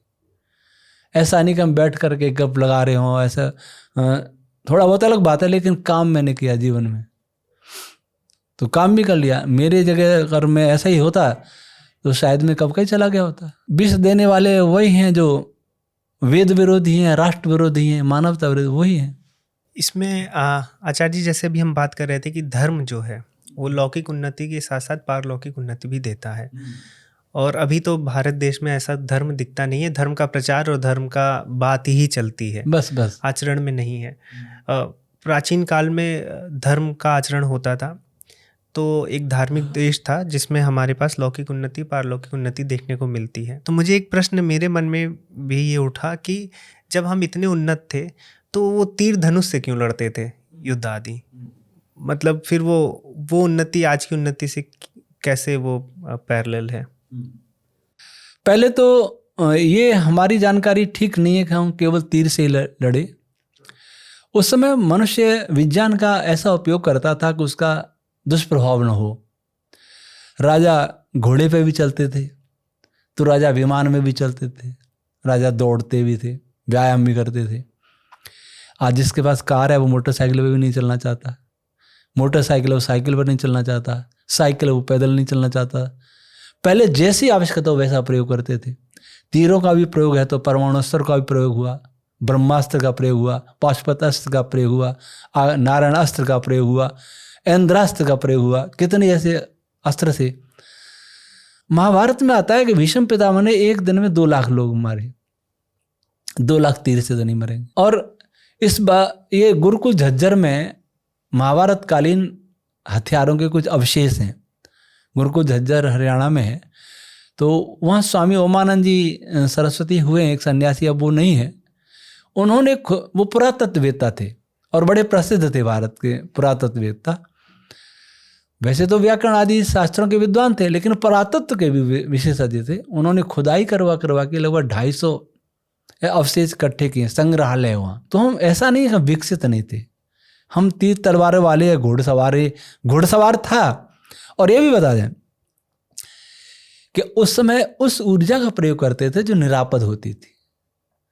आज जो ऊर्जा का प्रयोग हो रहा है संसार में, एक भी टेक्नोलॉजी ऐसी नहीं जो निरापद हो। हर टेक्नोलॉजी में ऑक्सीजन का क्षय हो रहा है और कार्बन डाइऑक्साइड की वृद्धि हो रही है, हर टेक्नोलॉजी में, मतलब सारी विषैली गैसों की। तो ये कैसा विकास है? सबसे निरापद कोई टेक्नोलॉजी हम सोलर टेक्नोलॉजी लाए, फिर इसको ग्रीन एनर्जी बोलेंगे। ग्रीन, ये कहाँ ग्रीन है? एक पेपर में पढ़ा, बीकानेर में सोलर का बहुत बड़ा प्लांट है, वहाँ तालाब सूख गए, टेम्परेचर बढ़ गया, कितनी चिड़िया मर गई। तो कहाँ वो ग्रीन एनर्जी है? जो मैं पहले भी कहा था, जो प्रदूषण दिखता है उसे हम प्रदूषण मानते हैं, जो नहीं दिखता उसको सोचते हम साफ सुथरे हैं। वायरस दिखता नहीं है लेकिन घातक होता है। तो सूक्ष्म प्रदूषण पहले ये देखते थे कि इससे कोई प्रदूषण तो नहीं होगा। सबसे ज्यादा ग्रीन एनर्जी तो मसल पावर की एनर्जी है, चाहे मनुष्य की मसल पावर हो चाहे पशुओं की हो। हमने पशुओं की उपेक्षा कर दी। घोड़े की एनर्जी काम में नहीं आ रही है, बैल की नहीं आ रही है, हाथी की नहीं आ रही है, ऊंट की नहीं आ रही है, सब जा रहे हैं, सब समाप्त हो जाएंगे। और एक दिन ऐसा होगा कि मनुष्य की एनर्जी भी काम नहीं आ रही, ये भी समाप्त हो जाएगा। मनुष्य का स्थान रोबोट ले लेंगे, एआई ले लेगा और मनुष्य मर जाएंगे, यही शासन करेंगे। पहले ऐसा नहीं होता था। परमाणु अस्त्रों का प्रयोग हुआ और भीष्म पितामह एक दिन में 2 लाख को मारते हैं, ये तो यहाँ के महाभारत में भी है। तो फिर ऐसे परमाणु अस्त्र और रेडिएशन का दुष्प्रभाव कहीं नहीं हुआ, ऐसा नहीं आता कहीं भी, न उसने लिखा नहीं यहाँ महाभारत में। कौन सी टेक्नोलॉजी थी जो रेडिएशन कुरुक्षेत्र से बाहर नहीं जाने दिया कृष्ण भगवान ने या किसी ने? तो उनकी टेक्नोलॉजी ज़्यादा ऊंची थी। आज तो परमाणु विस्फोट होगा जो आज कगार पर चल रहा है, विश्व युद्ध, तीसरे विश्व युद्ध की बातें कर रहे हैं, विनाश हो जाएगा। दूर दूर तक रेडिएशन का प्रभाव, जापान में अभी तक दुष्प्रभाव देखा जाता है, कुछ दिन पहले तक सुना गया है, पहले ऐसा नहीं था। तो उस समय की टेक्नोलॉजी और ज़्यादा उन्नत थी। उस समय की टेक्नोलॉजी बनाते समय ध्यान रखते थे इसका दुष्प्रभाव न हो या दुष्प्रभाव समाप्त करने वाली भी टेक्नोलॉजी हो। एटम बम छोड़ दिया, पता लगा कि मुझे नहीं छोड़ना चाहिए था, अब हम कैसे रोक पाएंगे? लेकिन वो वापस भी ले लेते थे अस्त्रों को, न्यूट्रलाइज भी कर लेते थे, आग्नेयास्त्र चला दिया। तो पहले टेक्नोलॉजी आज से उन्नत थी, हम उन्नत थे। लेकिन बीच के कालखंड में विद्या का जब अधिकार छीन लिया जाता है लोगों से, जन्म के आधार पर बने ब्राह्मणों ने सोचा कि पढ़ने की जरूरत ही क्या है, हम तो सर्वश्रेष्ठ हैं, बस ग्रंथ रख लिए, इसको कोई और नहीं पढ़ेगा। शूद्र पढ़ेगा तो उसके साथ ये करो वो करो, महिला को अधिकार नहीं, शूद्र को अधिकार नहीं, किसी और को अधिकार नहीं। तो विद्या के दरवाजे बंद हो जाते हैं, तो विद्या समाप्त हो जाती है। कर्मकांड का अधिकार तो सबको है क्योंकि दक्षिणा सबसे लेनी है। ऐसे करके हम पीछे रह गए। वास्तव में टेक्नोलॉजी थी, अध्यात्म था, लेकिन टेक्नोलॉजी निरापद थी। अगर ऐसा विमान कोई सूर्य की किरणों से चले कोई दिक्कत नहीं है। लेकिन प्लेटें उसमें लगेंगी और इस प्रकार, तो प्लेटें भी तो हानिकारक हैं। आज ये सोलर प्लांट लगा दें सारी धरती पर, तो जैसे दिल्ली के बाहर जो कचरे के ढेर है ना, वैसे बैटरीज की प्लेटों के ढेर लगेंगे, पहाड़ बन जाएंगे। उसका क्या परिणाम होगा कोई नहीं सोच रहा है। तो विज्ञान भाग रहे, हम थोड़ा सीखते हैं, टेक्नोलॉजी बना लेते। पहले ऐसा नहीं होता था, सब गहराई से जानते थे। थ्योरी को जब तक स्पष्टता नहीं मिलेगी, गंभीरता नहीं मिलेगी, तब तक उस थ्योरी पर आधारित कोई भी टेक्नोलॉजी विनाश का कारण बनेगी। और सब चिंतित भी हैं, लेकिन रुकने के लिए भी तैयार नहीं। आचार्य जी, हम रामायण और महाभारत की बात कर रहे हैं और कैसे किन प्रकार की टेक्नोलॉजीज को वहाँ यूज़ किया गया है। इसमें एक प्रश्न अक्सर प्रायः ये भी उठता है कि जैसे आपने कृष्ण भगवान की बात की कि यदि हम ये मानते हैं कि ईश्वर सर्वज्ञ है, तो हम ये इस बात से क्यों पीछे हट जाते हैं कि ईश्वर अवतार लेकर नहीं आ सकता है। हम भगवान, जैसे कि आर्य समाज पर भी प्रायः ये आक्षेप लगता है कि भगवान श्री राम या भगवान श्री कृष्ण को महापुरुष की तरह देखते हैं, या फिर ये मानते हैं कि जो समाज में बहुत अच्छा कर रहा है उसको भगवान के समकक्ष देखा गया है, मतलब हम नीचे से ऊपर जा रहे हैं। जबकि जो हमारे ग्रंथों में वो ये है कि ऊपर से भगवान आते हैं, ईश्वर आते हैं अपने एक अंश से अवतार लेकर। तो इसमें क्या बाधा दिखती है और क्यों इस सिद्धांत को नहीं मानते हैं आप? पहले तो इस विषय में हम जो वेद को मानते हैं उनको वेद की भाषा में बात करनी चाहिए, जो तर्क को मानते हैं तर्क की भाषा में करनी चाहिए। वेद कहता है अकायम अव्रणम असनाविरम, वह शरीर धारण नहीं करता, नस नाड़ी के बंधन में नहीं आता, उसके कोई घाव नहीं हो सकता, तो वेद विरुद्ध है। मुंडक उपनिषद कहता है दिव्यो ही अमूर्तः, अमूर्त है, उसका कोई शरीर नहीं है। ये तो ही बात। अब तर्क से आते हैं, अंश किसका हो सकता है? अंश इस माइक का हो सकता है, रॉड का हो सकता है, क्योंकि अंशों से मिलके बनी है। ये रॉड मॉलिक्यूल से मिलके बनी है, तो एक मॉलिक्यूल इसका अंश हो गया, मॉलिक्यूल का एटम अंश हो गया, एटम का इलेक्ट्रॉन प्रोटॉन न्यूट्रॉन अंश हो गया, और प्रोटॉन और न्यूट्रॉन का क्वार्क अंश हो गया, और चलें तो क्वार्क की स्ट्रिंग अंश होगी, और चलें तो आगे वैदिक रश्मि आ जाएगी। ये अंशों से मिलके बना है, तो उसका एक अंश अलग भी हो सकता है। और कहाँ होगा अलग? जहाँ यह नहीं है, जहाँ ये रॉड नहीं है, वहाँ अंश निकाल के हम अलग कर सकते हैं। अगर सब जगह रॉड है तो फिर अंश भी नहीं निकलेगा, फिर कहाँ जाएगा, कहाँ रखेंगे उसको? ईश्वर अखंड है, उसके खंड नहीं हो सकते। अब कोई कहेगा अखंड क्यों माने? अखंड नहीं मानेंगे तो ईश्वर अनादि नहीं होगा, इटर्नल नहीं होगा। जो खंडों से मिलकर बनता है, जो टुकड़ों से मिलकर बनता है, इसका अर्थ है वो कभी बना है और कभी मिट भी जाएगा। जब कभी बनेगा, बना है और कभी मिट भी जाएगा, तो वह ईश्वर नहीं है। एक तर्क है कि वैज्ञानिक रूप से ईश्वर का अंश हो ही नहीं सकता, कहीं जा नहीं सकता, आ नहीं सकता। जाना ना उसका होता है, जो कहीं नहीं है वहां जाएगा। अब अगली बात कि रावण को मारने के लिए अवतार लिया त्रेता युग में श्री राम जी ने। रावण एक राजा था और बहुत शक्तिशाली था। उसको मारने के लिए अगर ब्रह्मांड का स्वामी आता है अवतार लेकर के, आ नहीं सकता पर आता है, मान लीजिए एक दुर्जन तो शन्याय, कोई बात नहीं, चल तेरी बात मान लेते हैं, फिर उतर करते। तो उसी दृष्टि से कह रहा हूं, अगर रावण को मारने के लिए ब्रह्मांड का रचयिता आता है, तो ब्रह्मांड की रचयिता की शोभा बढ़ी या रावण की शोभा बढ़ी? बताइए। अगर मेरे कुत्ते को मारने के लिए शेर आता है और शेर, हम कहें हम वो कहे, दूसरा कहे कि देखो हमारे शेर ने कुत्ते को मार डाला, तो कुत्ते की महिमा बढ़ेगी कि शेर की? बताइए। कुत्ते की बढ़ेगी कि लड़ तो गया शेर से, शेर की क्या महिमा कुत्ते को मारने में? तो हम रावण की महिमा बढ़ा रहे हैं, राम की महिमा नहीं बढ़ा रहे। अगर राम एक पुरुष हैं तो राम की महिमा बढ़ती है। श्री राम अयोध्या का राज ठुकरा रहे हैं और हम प्रशंसा कर रहे हैं। तापस वेश विशिष्ट उदासी, 14 वर्ष राम वनवासी। तपस्वी का वेश, तब भी उदासी नहीं उनके चेहरे पर। अयोध्या का राज मिला, तब भी प्रसन्नता नहीं चेहरे पर। यह महिमा कब तक है? जब तक श्री राम एक पुरुष हैं और हम ये ब्रह्मांड के बनाने वाले के लिए कहें कि देखो ब्रह्मांड, हमारे ब्रह्मांड का बनाने वाला इतना ऐसा व्यक्ति है जो अयोध्या के राज का उसको कोई लोभ नहीं है, तो उसमें ईश्वर की महिमा बढ़ेगी घटेगी? बताइए आप। जो ब्रह्मांड का स्वामी है वो, उसके लिए अयोध्या राज्य क्या है? जो अयोध्या ठुकरा दिया तो कौन सी बड़ी बात कर दी? तो राम की महिमा को हम समाप्त कर रहे हैं ऐसा कह कि वो ईश्वर है। मैं ईश्वर की महिमा समाप्त कर रहे हैं और राम का इतिहास नष्ट कर रहे हैं, क्योंकि ईश्वर का कोई इतिहास नहीं होता, ईश्वर का कोई जन्म स्थान नहीं होता। ईश्वर तो सर्व जगह है, उसकी मंदिर की जरूरत ही क्या है? हाँ, अगर श्री राम मनुष्य हैं तो जरूरत है, उनका स्मारक की आवश्यकता है और उनकी महिमा है। सारा संसार जिसे पीड़ित था उसको उन्होंने दंड दिया। ये श्री राम की महिमा तब है जबकि वो पुरुष हैं। ईश्वर है तो कोई महिमा नहीं है, ईश्वर की गरिमा को समाप्त कर रहे हैं। इसमें आचार्य जी मतलब ये मानते हैं लोग, जो अवतार मानते हैं ये मानते हैं कि श्री राम पुरुष ही थे। हाँ, वो अवतार लेके आए ना। हाँ, वो ये मानते हैं कि विष्णु जी का कुछ अंश आया, हाँ, लेकिन हाँ। यहाँ इन पे बोध नहीं था, श्री राम जी को ये बोध नहीं था कि वो ईश्वर है। अच्छा, बोध किसको हो गया फिर?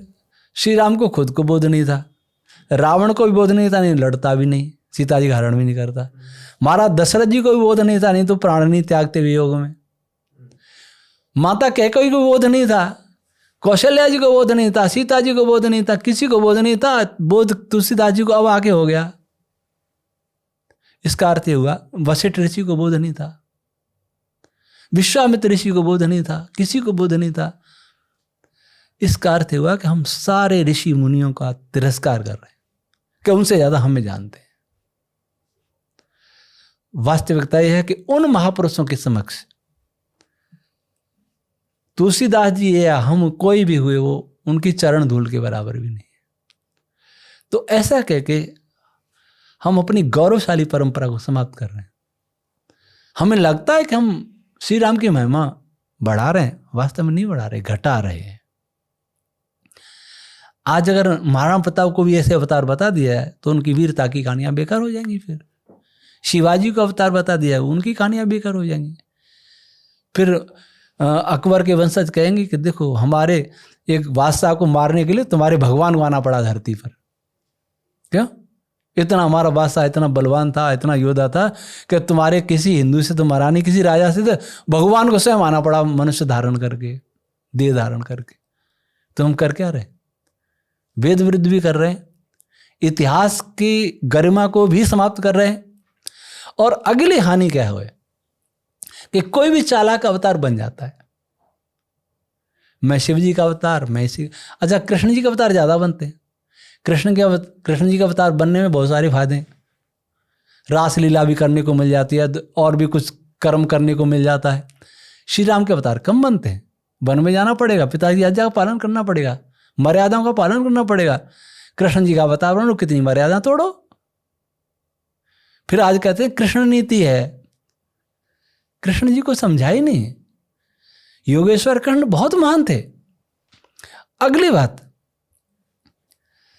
रावण को जन्म देने के लिए तो अवतार नहीं लेना पड़ा था, मारने के लिए लेना पड़ेगा उस ईश्वर को।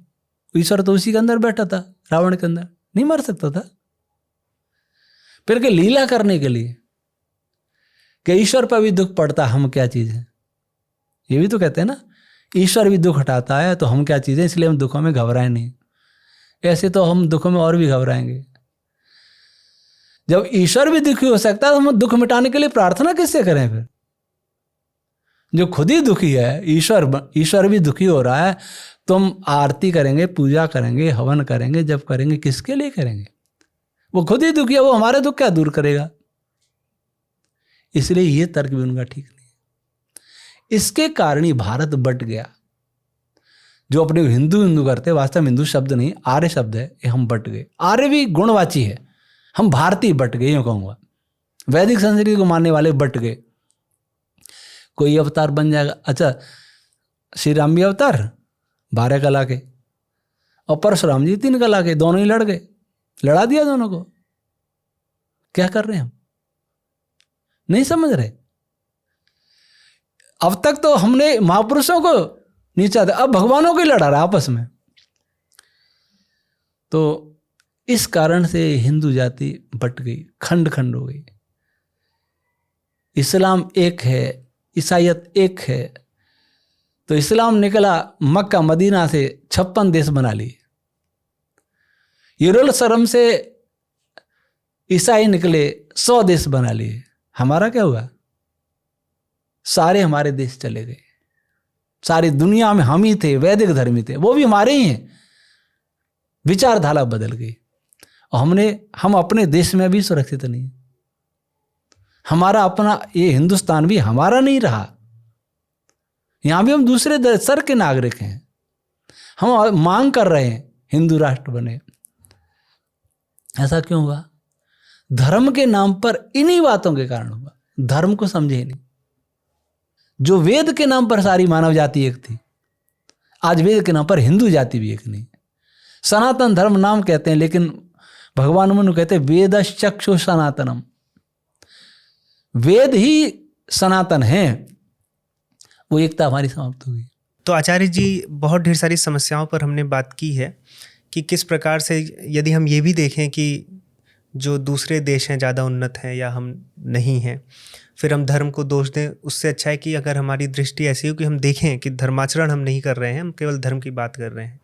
उसमें यदि मेरे जैसे जो युवा हैं, जो और उज्जवल भविष्य की तरफ देश को ले जाना चाहते हैं, जो इन मार्गों पर बढ़ना चाहते हैं, जो धर्माचरण धर्म के अनुकूल हैं, ब्रह्मचर्य के अनुकूल हैं, तो उनके लिए आप कुछ उपाय बताएं कि जो इस मार्ग पर बढ़े हैं लेकिन कुछ समस्या आ जाती है। और आज तो बहुत ढेर सारा डिस्ट्रैक्शन है, कार्य में भी वेग बहुत है कि सबको सब कुछ करना भी है, वो मोटिवेशन भी है, लेकिन उसमें क्या है कि अपने आप को थका लेना, फिर उसकी वजह से और प्रवृत्तियां बढ़ती हैं, डिस्ट्रैक्शंस होते हैं, फिर कुछ दिन करते हैं, उसके बाद फिर वो नहीं होता है आगे।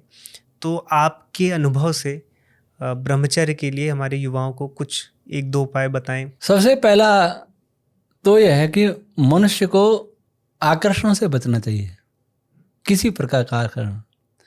अगर हम दूसरे को देख करके जिएंगे तो कभी नहीं रह सकते। हमारा भारत का विवाह दूसरों को देख करके जीता है, विदेशियों को देख के जीता है। वो जैसे कपड़े पहनते हैं वैसे हम पहनेंगे, वो जैसा खाएंगे वैसा हम रहेंगे, वो जैसा रहना चाहेंगे वैसे रहेंगे। ये प्रवृत्ति बौद्धिक दासता की छोड़नी हो। दूसरी बात, हमें अपने उन ऋषियों और पूर्वजों पर गर्व होना चाहिए, उनके इतिहास को हम पढ़ना चाहिए कि वो कैसे महान थे। जब ऐसे संयमी लोगों, ब्रह्मचारियों का जीवन को नहीं पढ़ेंगे, उनका जीवन कैसा था, वो कैसे लोग थे, उनके बारे में जब जानेंगे और जान करके उससे प्रेरणा नहीं लेंगे, तब तक भी नहीं रह सकते। तीसरा, खान पान, स्वाद पर नियंत्रण, ये बहुत बड़ा उपाय है। स्वाद पर नियंत्रण नहीं किया तो भी हम ब्रह्मचारी का पालन नहीं कर पाएंगे। आदमी कुछ भी खा लेता है, कहीं भी खा लेता है, वो जीभ से पूछ के खाता है, बुद्धि से पूछ के नहीं खाता। आंखों से पूछ के खाते हैं, जिसको मिठाइयों में कई तरह के रंग होते हैं, आंखों से पूछ के भी खाते हैं, जीभ से पूछ के खाते हैं, नाक से पूछ के खाते हैं, बुद्धि से पूछ के नहीं खाते, पेट से पूछ के नहीं खाते। तो स्वाद पर नियंत्रण बहुत आवश्यक है।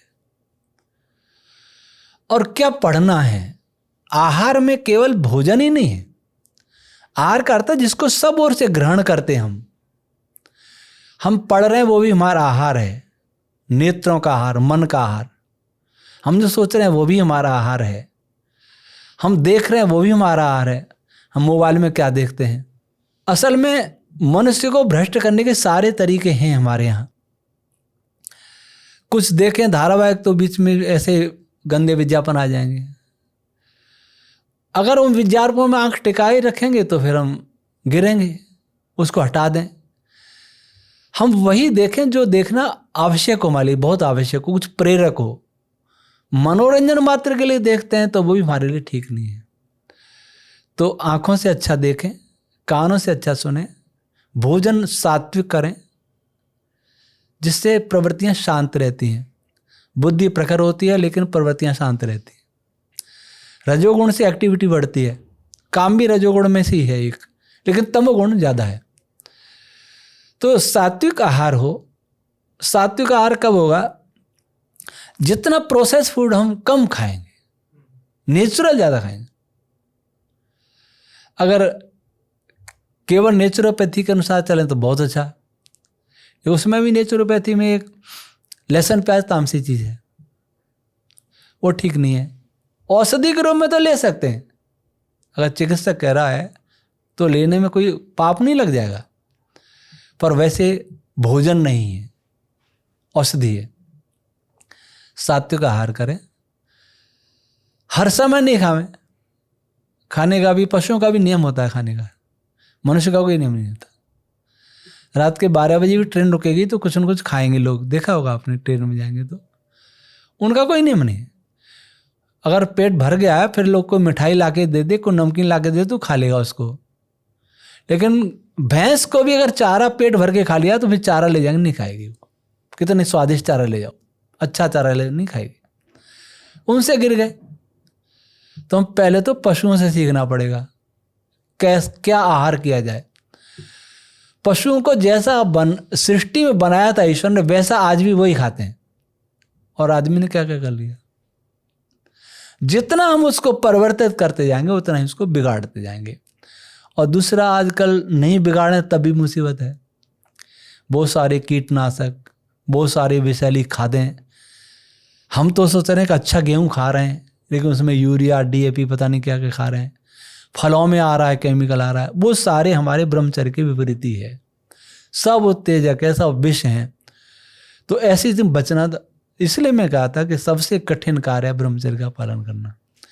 फिर भी यथासंभव एक बात आई कि मैंने भी कहा था, बलपूर्वक पालन करना स्वास्थ्य के लिए ठीक नहीं। मन को भी ठीक रखो। तो फिर इसमें कोई प्रश्न उठा सकता है, इसका मतलब मन कंट्रोल नहीं है तो फिर कुछ भी कर लें क्या हम? ये भी ठीक नहीं। समाज बिगड़ता है, समाज में अराजकता फैलती है। बीमार मैं हो जाऊं अकेला, दूसरों को तो बुरा नहीं बनाऊं। मैं हो जाऊं, मैं ही भोगूंगा, दूसरों को क्यों बुरा बनाऊं? मन में तो क्रोध का कंट्रोल भी ऐसा है। कोई भी आयुर्वेद तो कहता है कि वेग को नियंत्रण में रखो, पर वेग को रोको भी मत ज्यादा। तो इसका अर्थ ये हुआ कि क्रोध में मुझे बहुत गुस्सा आ रहा है तो किसी का सिर फोड़ दूं, तभी तो क्रोध शांत होगा। तो मेरे क्रोध से मुझे हानि हो जाए तो कोई बात नहीं, पर किसी का सिर तो नहीं फोड़ूं। समाज को अव्यवस्थित और दुराचार की ओर, अव्यवस्था और दुराचार की ओर ले जाने से ज्यादा बेहतर ये है कि मैं स्वयं शारीरिक कष्ट सह लूं, लेकिन समाज में बुराई नहीं फैलाऊं। तो युवाओं को भोजन पर नियंत्रण होना चाहिए, वस्त्र दिखाने के लिए नहीं पहनने चाहिए, और जितने भी सौंदर्य प्रसाधन है उनका उपयोग नहीं करना चाहिए। मतलब सौंदर्य से प्रभावित होगा तो गिरेगा, गंध से प्रभावित होगा। ये गंध भी सारी हानिकारक है, केवल इसलिए नहीं। अब आप इस पे ही देख लीजिए कि जितने भी सेंट वगैरह लगाते हैं वो स्वास्थ्य के लिए कैसे कैंसर तक पैदा करते हैं। तो सारे तो हमारे विनाश की सामग्री जुटा रही है ये साइंस। वास्तव में साइंस नहीं है, टेक्नोलॉजी जो अर्ध साइंस पर विकसित है वो टेक्नोलॉजी। और साइंस जब व्यापार से जुड़ जाता है तो घातक बन जाता है। कोई भी विद्या व्यापार से जुड़ जाती है तो घातक बन जाती है। साइंस टेक्नोलॉजी व्यापार से जुड़ गई तो हमें कई प्रकार के आकर्षणों और विज्ञापनों से रिझाएंगे। लेकिन अगर हमें अपने पर विश्वास है कि मैं हूं, मेरा मार्ग ठीक है, मैं सही हूं, मैं ईश्वर को समझ गया हूं, मुझे अपने पूर्वजों पर गर्व है, मुझे अपने धर्म संस्कृति पर गर्व है, तो मैं इधर उधर भटकूंगा ही नहीं। अगर मेरा रास्ता साफ है तो, मेरी अवधारणा स्पष्ट नहीं है तो देखूंगा कि विशाल जी की क्या अवधारणा, उसको भी, उनको भी सुन लो, उनको भी सुन लो, उनको भी सुन लो। जहाँ चमक दमक दिखे उस चले जाओ। चमक दमक से प्रभावित होने वाला ब्रह्मचारी नहीं रह सकता। विचारों की स्पष्टता, धर्म का ज्ञान, वही रह सकता, नहीं तो नहीं रह सकता। और स्वाद पर नियंत्रण। ये इस बात को स्पष्ट रूप से बताने के लिए आपका बहुत धन्यवाद, क्योंकि आजकल ब्रह्मचर्य को लेकर लोग केवल जननेंद्रिय के ही नियंत्रण को समझते हैं और इस पर ही चर्चा करते रहते हैं। ब्रह्मचर्य का दूसरा भी अर्थ है, जननेंद्रिय का नियंत्रण तो है ही उसमें, वो स्थूल है। ब्रह्मचर्य का ब्रह्म में विचरण करना, ईश्वर में विचरण करना, वेद में विचरण करना, विद्या में विचरण करना। विद्या का अर्थ ही वेद है और वेद का अर्थ ही विद्या है। एक ही धातु से बने दोनों शब्द, विद्या और वेद और विद्वान। इनमें विचरण करना। जो इनमें विचरण नहीं करेगा वो ब्रह्मचारी रह भी नहीं सकता। ईश्वर पर विश्वास नहीं होगा, आध्यात्मिक व्यक्ति नहीं होगा, वो नहीं पालन कर सकता। पशु पालन क्यों करते हैं? पशु पालन करते हैं ब्रह्मचर्य का, क्योंकि ईश्वर की वो कहेंगे उनमें बुद्धि नहीं है, उनमें बुद्धि नहीं है। भगवान ने उनको ब्रह्मचर्य खंडित करने की बुद्धि नहीं दी तो अच्छा है। हमें बुद्धि दी जिसका अर्थ हम उल्टा करें, हमें बुद्धि दी इसका अर्थ हम इसका पालन करते हो और समाज की सेवा करें और उन्नति करें, वो हमारी बुद्धि की उपयोगिता है। तो पूर्ण ज्ञान, और पूर्ण ज्ञान हमारी दृष्टि में तो वेद से होगा। कोई कॉलेज यूनिवर्सिटी इसके बारे में तो बताएगी नहीं। अच्छा, किसी पुस्तक में आपने बीटेक किया ना, अभी तक किसी पुस्तक में ये भी नहीं पढ़ा होगा सत्य बोलना चाहिए। कॉलेज में तो नहीं पढ़ा होगा। ईमानदारी का कोई चैप्टर नहीं, सत्य का कोई चैप्टर नहीं, अहिंसा का कोई चैप्टर नहीं, ब्रह्मचर्य का कोई चैप्टर नहीं, काम लोभ आदि से बचने का कोई चैप्टर नहीं है। तो फिर क्या पढ़ाया जा रहा है? सब पढ़ाया जा रहा है हमें सब तरफ से साधन जुटाओ और भोगो। वो ब्रह्मचारी नहीं। फिर भी अपने से जो प्रयास हो सकता है वो करना चाहिए, और सभी करेंगे तो पवित्र तरंगें भी ब्रह्मांड में जाएंगी। वे पवित्र तरंगें भी दूसरे को पवित्र बनाएंगी, अपवित्र तरंगें दूसरों को भी अपवित्र बनाएंगी न चाहते हुए भी। उनसे बचने के लिए साधना आवश्यक है। अपवित्र तरंगें आएँ तो भी हम उनसे कम से कम प्रभावित हों, ऐसा हमें प्रयास करना चाहिए। आचार्य जी, आपका स्ट्राइकिंग थॉट शो पर जुड़ने के लिए धन्यवाद। धन्यवाद आपका भी। जैसा कि मैंने पिछली बार विज्ञान के विषयों को लिया था, इस बार मैंने ब्रह्मचर्य, धर्माचरण, आध्यात्म और उनसे होने वाले लाभ, सिद्धियों आदि के विषय को उठाया आपसे, क्योंकि ये भी एक व्यवहारिक स्तर पर बहुत आवश्यक है लोगों को जानना। विज्ञान पे तो जो आपका कार्य चल रहा है वो पूर्ण वेग से चलता रहे, इसकी हम कामना करते हैं। विज्ञान पर हम बताएंगे आपको। हाँ, कि हमारे जो वेद विज्ञान आलोक ग्रंथ था, जो भी ये हमारा एक अभी ग्रंथ है वेदार्थ विज्ञान, निरुक्त का वैज्ञानिक भाष्य है जी। विश्व में पहली बार वैज्ञानिक भाष्य किया है। दूसरी विशेषता, विश्व में पहली बार पूरे निरुक्त का भाष्य किया है, नहीं तो इसके कुछ भागों को छोड़ दिया गया था कठिन और संदिग्ध जान करके। तीसरा, अब तक दुनिया में जितने निरुक्त हैं उन सब में भी अश्लीलता भरी हुई है, उनके भाष्यों में, निरुक्त में नहीं, भाष्यों में।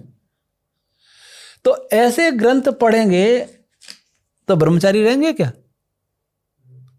लेकिन ये ग्रंथ इस संसार के विज्ञान और अध्यात्म दोनों के लिए मार्गदर्शक है। सृष्टि का भी ज्ञान है और मोक्ष का भी विज्ञान है। इसमें मोक्ष प्राप्त करने वाला जीवात्मा कैसे जाता है, शरीर छोड़ता है तो दूसरे जन्म में जा रहा है, तो उसका जीवात्मा कैसे निकल रहा है, और मोक्ष वाला जा रहा है, मोक्ष में जा रहा है तो उसका कैसे निकल रहा है, ये भी है इसमें, जो कहीं नहीं मिलेगा। तो युवाओं को वैदिक संपदा पर गर्व करना चाहिए, लेकिन गर्व करें वो करें भी कैसे, उनके पास कुछ है नहीं। तो उनसे तो आह्वान करते हैं ये पुस्तकें पढ़ें। जितने भी आरोप हैं वेदों पर लगाए जाते हैं वो सारे समाप्त हो जाए, और एक हमारे युवाओं का एक आत्मगौरव बढ़ेगा, राष्ट्रीय स्वाभिमान जगेगा, ऋषियों पर स्वाभिमान, सनातन पर स्वाभिमान बढ़ेगा। स्वाभिमान हमारा नष्ट है, स्वाभिमान नहीं हमारे यहाँ। तो शायद स्वाध्याय आवश्यक है। नहीं, अवश्य युवाओं से मैं अपील भी करूंगा कि यदि आपको विज्ञान में ही और तर्क में ही रुचि है तो आचार्य जी की किताबें हैं, पुस्तकें हैं, जो आप वैज्ञानिक स्तर पर उनको समझ सकते हैं। इससे स्वाभिमान भी आपका बढ़ेगा और आपको भी एक शक्ति मिलेगी कुछ आगे रिसर्च करने की।